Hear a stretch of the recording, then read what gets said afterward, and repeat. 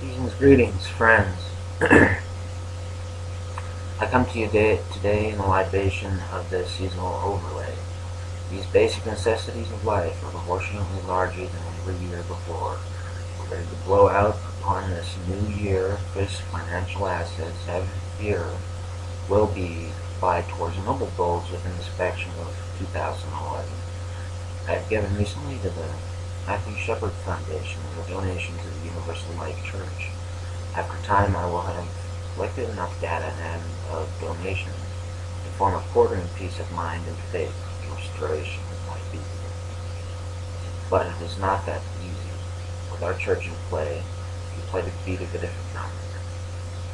People here are simply my family, accosted by the United States anarchy which is happening every day due to these decisions as of late in our government.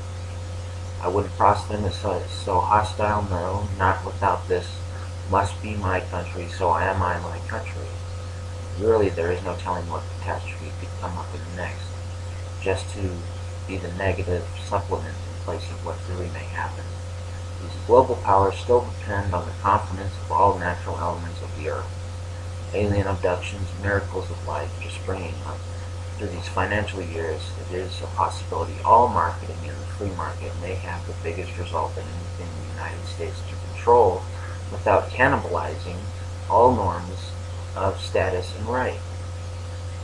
Still, this year, many people and statistics may tell you that there are just as many people saved as they are dead or dying in 2010. We are still formidable, vast number of Earth inhabitants. We really do act as a radioactive substance in these biological times of bodily process from one person in a life, hardly ever not to see its miracle or its way still cast unrevocable in the balance of other people's lives. Issues within this higher ordained spirit of life, even the other side of Christmas must have a ranking system. As inhabitants, there are natural responses to unnatural danger, and there is always its impact. I wouldn't call gassing our people, much less paying the emergency channel in our psychic column. That would be a smart remark, or otherwise a pause to the living mass to show signs of predatory mental health curve, able to shift like a clock dial beneath the surface of what is now being arranged within our governments.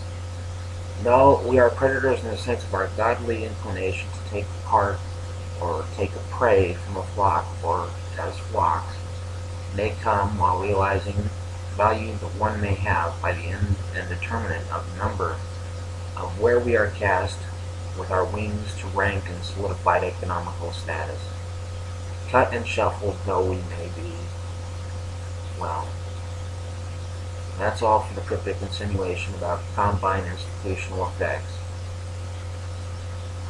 A dialing biological clock in which all things find the trickle-down effect, in which there's a mass feeding frenzy of unnatural power. And today, well, I was going, and am, in part, going to share a bit of my life with you. What goes on here at the NASA for my counterparts, my family members, are the business ends of my family. I am the spiritual leader and the president of NASA for organization and foundational church. Today I'm here to tell you about all around what makes it some of my sacred life worth it to be who I am and what I do to what I do. This is going to be my first YouTube sermon and sanctimony. I will show all of you my temple here as it stands in my 3 to 5 by box of a room. But for right now, at another time, when I do show you, I'll tell you the services I offer. I am first a Gothi, Germanic shaman, keeper of the old codes along the lines of medieval and archaic social normalcy and societal normalcy.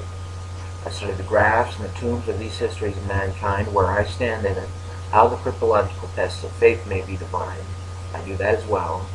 I'm currently in the process of writing the libations of redemption and a memorographical context of papers assigned to contract duties.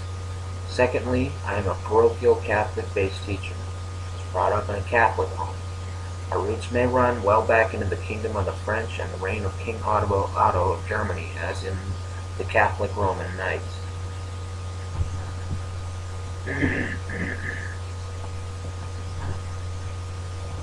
as a parochial teacher, though I have what you may already see back here, controversial notation about what you're about to hear, but this is basically what I have in my room.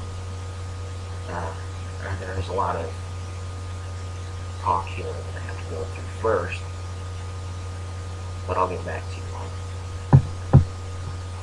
on. I currently have a student under my care as a parochial educator. Her name is Rashard, a very bright 9-year-old African American girl whom I tutor for her schoolwork. I am in so far as today will be the mark of my first session with her. Though you have heard me morbid and cryptically speaking, I have the know-how how to teach the child the basic things. She needs help in math, her spelling. This is child psychology. I operate no more than a doctor, the parochial teacher personage. Thirdly, I am, yes, a necromancer. My family's involvement in the past 115 years has been in the Church of the Dead, sort of. It has been part of the embalming and the rites of the dead communities for the past 115 years. I can do weddings, but I mostly do funerals. This is a part of such a Church of the Dead that is such a restoration of the life that was lived here. I have many connections to the spirits that have passed when our family's mortuary service. Fourthly, I am the descendant of an angel's name, that of Freyr, the Germanic god of farming, loving, and simple incest, which happens in mine.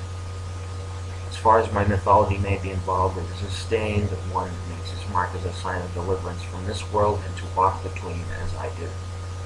I also bear the name Brandon, which is Brendan, patron saint of Ireland, a Catholic priest.